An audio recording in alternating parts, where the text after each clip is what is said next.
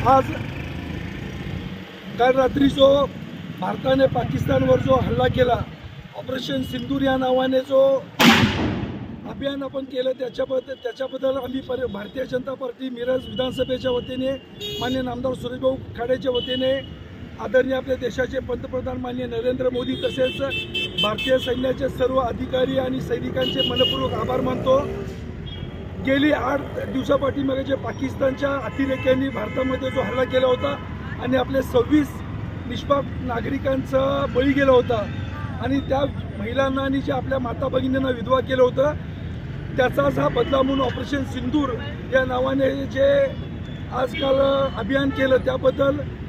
आणि भारतीय पाकिस्तानने याच्यापुढेही अशा कारवाया थांबवाव्यात याच्यासाठी एक छोटासा त्यांना झलक होती आणि यापुढे पाकिस्तानने अशा कारवाया केल्या तर जशास उत्तर भारत येईल आणि भारताच्या सीमेच्या बाजूला असून नाही तर पाकिस्तानमध्ये जाऊन आम्ही त्याच्यावर हल्ला करू, या पद्धतीचा आज एक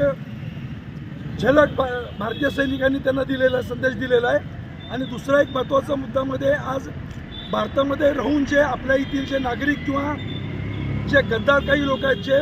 सैन्याचं मनोधैर्य खच्चीकरण करण्यासाठी जे मेसेज करतात किंवा जे वल्गना करतात की बाबा हे स्ट्राईक चुकीचं आहे, खोटं करत आहेत, तर अशा लोकांच्यावर कारवाई करण्यात यावी असं आम्ही आज महाराष्ट्राचे मुख्यमंत्री माननीय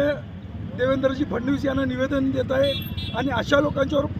पाकिस्तानवरही कारवाई केलीच पाहिजे, पण पहिला अशा गद्दारांना शिक्षा झाली पाहिजे यासाठी भारतीय जनता पार्टी आग्रही आहे।